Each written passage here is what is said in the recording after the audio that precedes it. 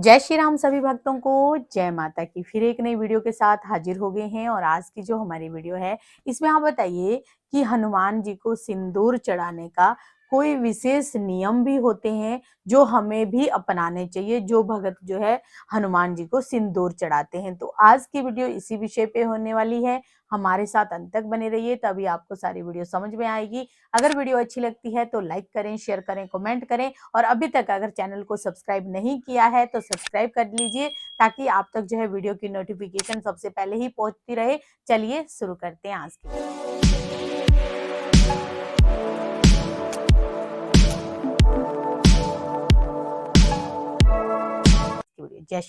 जय श्री राम, जय श्री बालाजी और जय माता की। हनुमान जी को कहते हैं कि सिंदूर चढ़ाने से सब काम होता है। हनुमान जी को खुश करना आसान होता है, ये सच्चाई है।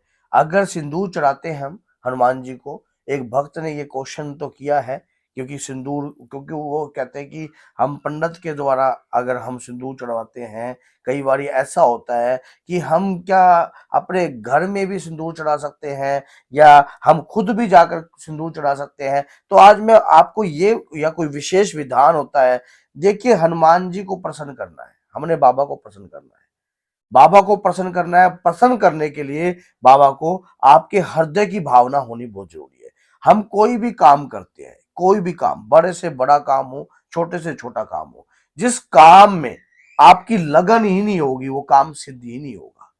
और जिस काम में आपकी लगन हो जाएगी, आपको कुछ ना कुछ पाने की इच्छा उत्पन्न रहेगी अंदर की, मैंने अपने बाबा को प्रसन्न करना है, कैसे भी करें, तो उस काम के अंदर परमात्मा की इच्छा छुपी होती है। इसी प्रकार से माना जाता है कि हनुमान जी को सिंदूर चढ़ाने से हनुमान जी तो प्रसन्न होते ही होते हैं, लेकिन हमारे ऊपर जो कष्ट होता है, हमारे ऊपर जो कष्ट की छाया होती है, वो भी निर्बल होती है, वो भी कमजोर होती है। कई बार ऐसा होता है, अगर हमारे एक्सीडेंट का योग बन रहा होता है, या कई बार ऐसा होता है कि किसी ने हमारे ऊपर कोई काला साया भेजा है, कोई तंत्र विद्या करी है, किसी भी प्रकार का वशीकरण कर रखा है, कोई प्रयास कर रखा है, तो उस कलयुग के जागृत देवता का आह्वान करने से, उनके नाम का सिमरन करने से, उनके नाम की चुटकी भर सिंदूर चढ़ाने से आपके सभी के सभी कार्य जो है पूर्ण हो जाते हैं।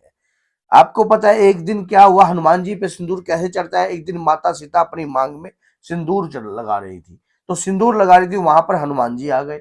हनुमान जी ने कहा कि माता आप सिंदूर क्यों लगा रही हो। उन्होंने कहा कि अब देखा कि इनको तो कोई ना कोई बात बतानी पड़ेगी। तो उन्होंने कहा कि इससे प्रभु श्री राम की जो आयु है वो दीर्घ होती है, और सबसे बड़ी बात, सिंदूर लगाने से हनुमान जी ने देखा कि राम जी की आयु दीर्घ होती है, तो हनुमान जी ने पूरे अपने शरीर पर ही सिंदूर लगा लिया और भरी सभा में पहुंच गए।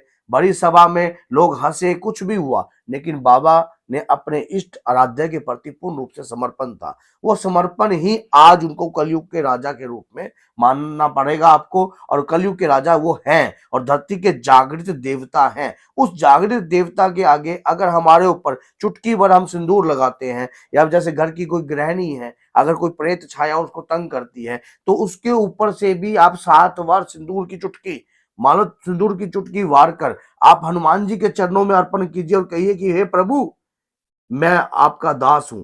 अपना नाम लीजिए, अपना गोत्र लीजिए और बाबा के चरणों में ये कहिए कि मेरी पत्नी बहुत परेशान है, काफी लंबे समय से रोगग्रस्त है, प्रेत छाया के अंडर में है, काफी लंबे समय से कोई भी प्रेत छाया जो है इसके ऊपर अपना प्रयास कर दिए, कोई तंत्र है, क्या है, जादू है, टोना है। हे प्रभु, ये दास कुछ नहीं जानता, सिर्फ ये जानता है कि सच्चे मन से जो भी आपकी भक्ति करता है वो सर्वश्रेष्ठ जरूर होता है, और बाबा के चरणों में छोड़ दीजिए।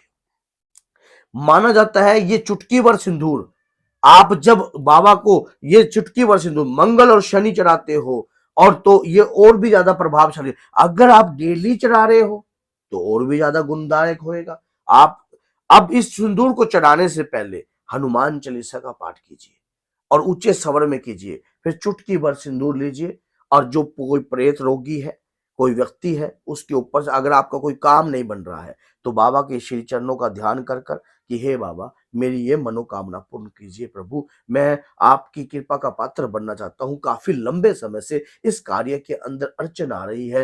हे प्रभु, माना जाता है कि आप कलयुग के जागृत देवता हैं और चुटकी भर सिंदूर चढ़ाने से आप अत्यंत प्रसन्न हो जाते हैं। आपने बड़ी सभा में अपने आप को सिंदूर से रंग कर यह दिखा दिया था कि राम जी की भक्ति आपके हृदय में कितनी है, और आपने चुटकी भर सिंदूर मैं अपने आपके चरणों में ये लगाता हूं, हे प्रभु मेरे ऊपर अपनी कृपा पात्र बनाइए और मेरे हर मनोकामना को पूर्ण कीजिए। तो जैसे ही हम मतलब सिंदूर चढ़ाते हैं, तो क्या हमें नियम भी रखने होते हैं जो अब भगत जैसे सिंदूर चढ़ा मैं रहा है? यही आपको बताऊंगा कि जो व्यक्ति अब कोई सोचता है कि मैं सिंदूर चढ़ा रहा हूं तो मुझे क्या नियम, देखिए जो अगर आप रेगुलर कोई कार्य कर रहे हो, एक 41 डेज तक आप सिंदूर का कार्यक्रम कीजिए, संकल्प करके। संकल्प लेकर कीजिए, तो उसमें क्या है 41 डेज तक आप सिंदूर चढ़ा रहे हो, मैं सिंदूर चुटकी भर आप उनके चरणों में लगा रहे हो, उसमें तामसिक चीजों का आपका विच्छेद रहना चाहिए, तामसिक चीजें ना उसका सेवन ना कीजिए। अगर आप उस दौरान सुंदरकांड का पाठ कर रहे हो तो बाल ब्रह्मचारी रहिए। अगर आप हनुमान चालीसा का आप 51 पाठ डेली के संकल्प लेके चले हो, 21 पाठ का संकल्प, तब भी ब्रह्मचारी का पालन करके आपको कार्य करना है। और अगर आप नॉर्मली सिंदूर आप चढ़ा रहे हो, अपनी पत्नी के नाम का चढ़ा रहे हो या अपनी इच्छा के नाम का चढ़ा रहे हो, वो आपके ऊपर डिपेंड होता है कि आप ब्रह्मचारी आपने रहना है या नहीं। और दूसरी बात परहेज, परहेज मांस, मदिरा, लहसुन और प्याज, इन चीजों का तो आपको परहेज करना पड़ेगा अगर आप ये कंटिन्यू कार्य कर रहे हो।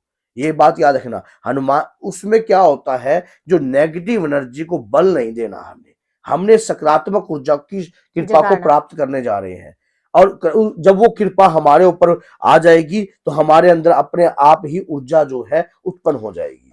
तो इस प्रकार से अगर आप भी हनुमान जी पे सिंदूर चढ़ाते हो, आपके हर रोग, हर दोष, हर बीमारी, हर प्रकार की टेंशनें आपकी दूर होंगी। ग्रहों का भी सुना है प्रभाव पड़ता है। नेचुरल सी बात है, हनुमान जी को मानने से आपके नव के नव ग्रह भी शांत होने लगते हैं। अगर कोई त्रिक दृष्टि में होता है, क्रूर दृष्टि में होता है या किसी भी प्रकार के निर्बल होता है तो वो भी बलवान होने लगता है बाबा की पूजा याचना करने से। चुटकी भर सिंदूर अपने ऊपर से भी वार कर आप चढ़ा सकते हो।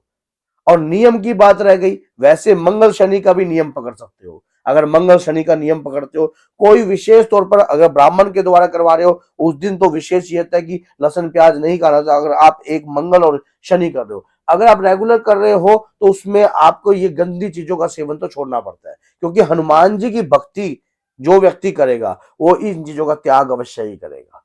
याद रखना, क्योंकि भगवान की भक्ति अंतर मन से होती है, दिखावे से नहीं। अगर हम भगवान के लिए यार एक छोटी सी चीज नहीं त्याग सकते तो उसको पाने की इच्छा तो इतनी प्रबल रखते हैं।